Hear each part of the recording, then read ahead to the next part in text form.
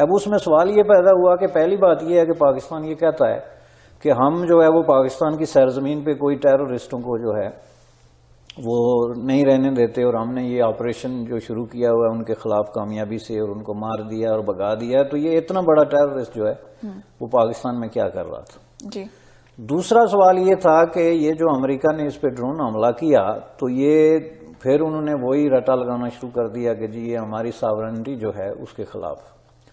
ایک قدم ہے. یعنی ایک ٹیررسٹ آ کے آپ کے ملک میں بغیر اجازت کے بیٹھ کے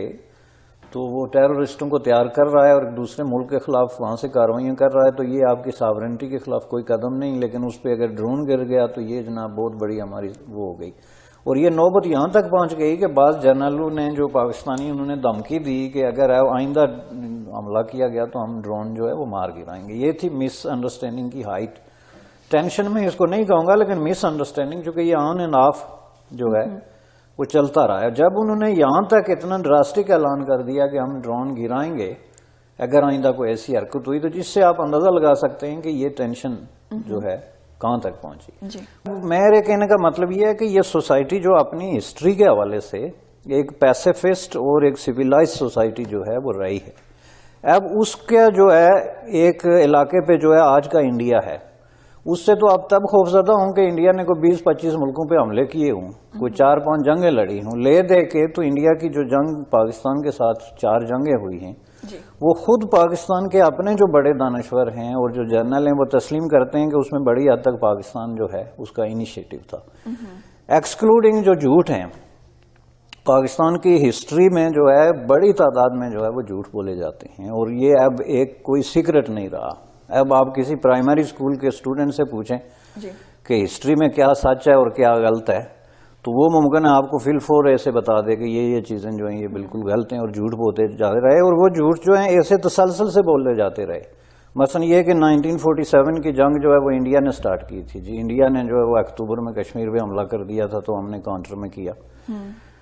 حالانکہ وہ حملہ بہت پہلے جو ہے وہ کشمیر میں پٹھانوں نے جو ہے وہ حملہ کر کے تو اس جنگ کو سٹارٹ کر دیا تھا. پھر 1965 کی وار جی انڈیا نے شروع کر دی تھی، حالانکہ اس سے پہلے آپریشن جو تھا آپریشن جبرالٹر وہ پاکستان نے سٹارٹ کیا جس کے نتیجے میں وہ وار ہوئی.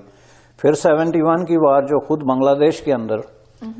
پاکستان کی اپنی ملیٹری ورسز عوام کے درمیان ایک تصادم کی شروع میں ہوئی، اس کو بھی اس میں ڈالا جا رہا ہے. تو یہ پھر ایک جعلی ہوا کھڑا کرنا جس کو کہتے ہیں نا کہ آپ اپنی قوم کو یا لوگوں کو ڈرانے کے لیے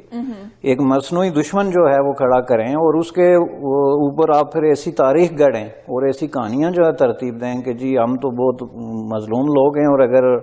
ہمارے پاس طاقت نہیں ہے، اسلحہ نہیں ہے، ایٹم بم نہیں ہے، بڑی فوجیں نہیں ہیں، تو اس کا مطلب یہ ہے کہ انڈیا ہمیں نگل جائے گا. تو اس کے اپنا ایک ہسٹوریکل پس منظر ہے جس کی وجہ سے جو آپ کی سیلف اسٹیم ہے، آپ کی جو اپنی سٹینڈنگ ہے، ملک کی جو اپنی ترقی ہے، وہ ساری چیزیں جو ہیں وہ ظاہر باقی نہیں رہتی. کیونکہ جب آپ بالکل ایک پروفیشنل بیگر بن جائیں، چلو امداد دنیا پوری لیتی ہے، خود یونائٹڈ اسٹیٹ آف امریکہ باہر سے مدد لیتے ہیں، قرضے لیتے ہیں، لیکن اس میں اور مستقل طور پہ مانگنے میں فرق ہے.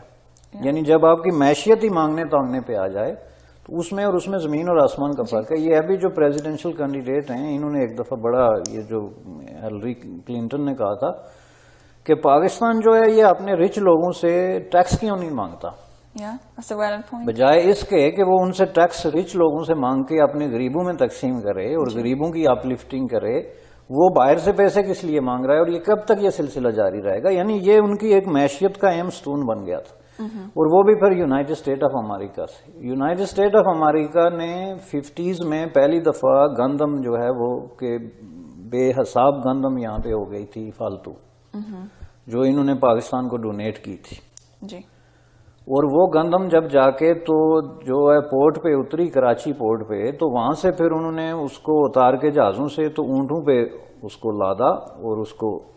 اونٹوں کے گلے میں جو ہے انہوں نے تختیاں ڈالی بڑی بڑی جن پہ لکھا ہوا تھا تھینک یو امریکہ. تو اب یہ جب یہ وار آن ٹیرر کا قصہ شروع ہوا 9/11 میں، تو اس میں پھر ہر چیز جو ہے جو بھی اشارہ تھا وہ گھوم پھر کے پاکستان یا افغانستان کی طرف جاتا تھا، اور جو افغانستان کی طرف جاتا تھا وہ بھی پھر آخر گھوم کے پاکستان کی طرف ہی جاتا تھا. کہ کوئی دنیا میں جہاں کہیں کوئی ٹیررسٹ پکڑا گیا، کوئی کارروائی ہوئی یا کوئی بڑی ٹیررزم کی کارروائی ہوئی، اس کے کہیں نہ کہیں جا کے سلسلہ جو ہے وہ وہیں پہ جڑتا تھا۔ افغانستان کے اندر یہ ابھی پرائم منسٹر جو ہے انڈین، انہوں نے یونائٹڈ اسٹیٹ آف امریکہ کے وزٹ کے دوران یہ کہا کہ، اور یہ بڑا دلچسپ فکرہ انہوں نے کہا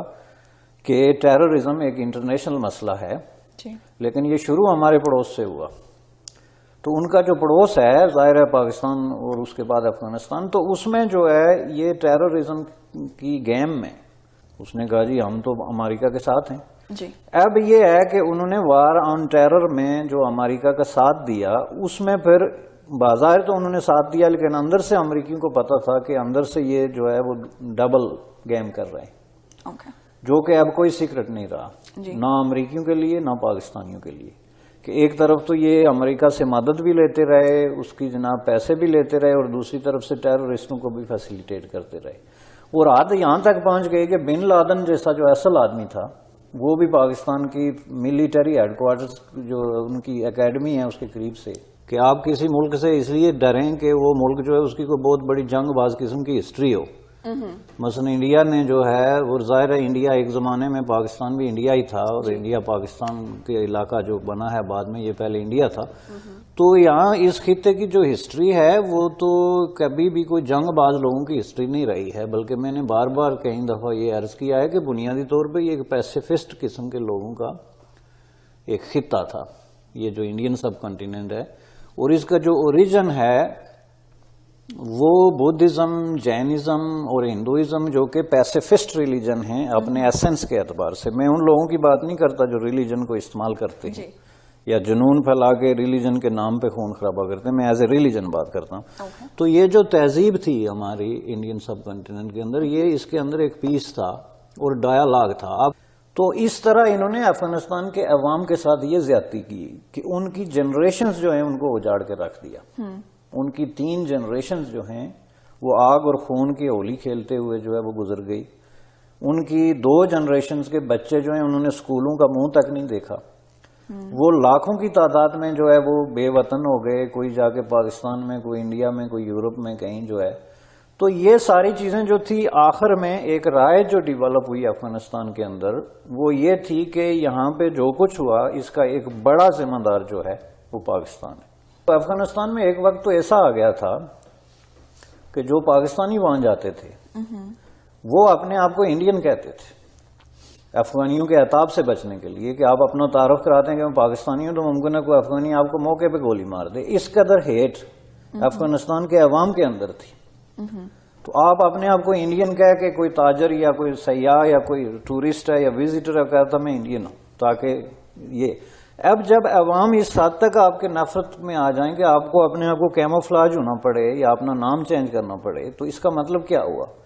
کہ وہ عوام کی جو فیلنگز ہیں ایک دن حکمران طبقات کو بھی تو ماننی پڑیں گی نا۔ لانگ سٹینڈنگ آپ کہہ رہے ہیں کشمیر پہ، وہ ظاہر ہے ایک گزشتہ 60 سال سے چل رہی ہے، اور وہ اس کا میں نے آپ کو بتا دیا کہ اس کے پیچھے کیا یعنی جو ہے وہ مینٹالٹی کیا ہے۔ یعنی دنیا میں تاریخ میں اس سے زیادہ جو ہے وہ کیئر لیس اور انڈیفرنس رکھنے والے جو ہے وہ حکمران جو اپنے عوام کو اس طریقے سے اگنور کر دیں، اس کی کوئی مثال نہیں ملتی۔ کہ 60 سال سے انہوں نے اپنے وسائل جو ہیں وہ ایک ایسی چیز پہ لگائے ہوئے ہیں جس کی کوئی منطقی وجہ جو ہے ان کے پاس نہیں، اور وہ تو ظاہر ہے ایک پاکستان انڈیا پیس پروسیس ہے یا وار کا ایشو ہے یا ان کے جو ڈسپیوٹس ہیں وہ کشمیر پہ ہو یا ٹیررزم پہ ہو، اس کی تو ایک لمبی سٹوری ہے جس کے لیے ہمیں ظاہر ہے ایک بہت ہی کمپلیٹ اور علیحدہ پروگرام کی ضرورت ہوتی ہے ہمیشہ۔ لیکن نیٹ شیل میں یہ ہے کہ اب یہ کہنا کہ یہ اس میں انڈیا کا قصور ہے، ایک تو یہ میں نے آپ کو بتا دیا کہ ٹریڈیشنل سٹینڈ ہے جس کی کوئی جو ہے وہ گراؤنڈز نہیں ہے، انفاؤنڈیڈ قسم کا سٹینڈ ہے۔ دوسرا یہ ہے کہ یہ بات جو آپ نے کہی کہ تعلقات خراب ہیں، یہ جو آپ نے تصویر کشی کی 3 ملکوں کے ساتھ، اس وقت دیکھیں پاکستان کے جو 4 پڑوسی ہیں اس میں سوائے چین کے باقی 3 کے ساتھ اگر ان کی لڑائی نہیں ہے تو لڑائی میں کوئی فرق بھی نہیں ہے۔ افغانستان کے ساتھ تو شیلنگ ہے، انڈیا کے ساتھ تو ہمیشہ شیلنگ ہوتی رہتی ہے، اور بعض اوقات تو یہ ہے کہ ڈائیلاگ تک بند ہیں ایون دین کہ کوئی کسی طرح کا وہ نہیں۔ ایران کے ساتھ بھی اب یہ تقریباً یہی سچویشن ہے۔ تو میں اس کو کیا کہوں گا، اس کو میں فارن پالیسی کا جو ہے کمپلیٹ فیلئر اور کسی بھی انٹیلیجنٹ کام کے لیے یہ نائٹ میئر ہوگا کہ وہ اپنے ملک کو اس طرح کی سچویشن میں ڈال دے کہ اس کے سارے پڑوسی جو ہیں وہ اس کے خلاف تقریباً جو ہے وہ ایٹ وار ہوں پریکٹیکلی جی، اور ایک دوسرے سے وہ اس طریقے سے نفرت کرتے ہوں. چلو انڈیا کے ساتھ تو ان کا یہ ایک